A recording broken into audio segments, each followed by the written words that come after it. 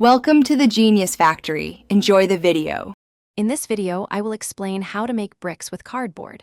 We'll cover everything from gathering your materials to the final drying process. You'll learn simple techniques to transform everyday cardboard into surprisingly strong and versatile building blocks.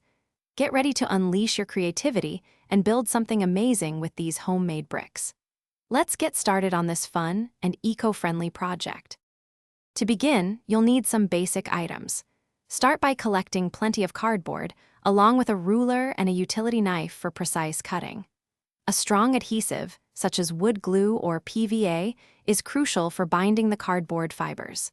Don't forget a mixing container and a stirring stick to prepare your pulp. These simple tools are all you need to get started. Now, let's build. First, cut your cardboard into uniform strips or small pieces, aiming for consistent sizes. Next, mix your chosen adhesive with water to create a thick, workable pulp. This mixture is the heart of your brick. Finally, press this pulp firmly into a mold of your desired brick shape, ensuring it's compact, then let it begin to dry.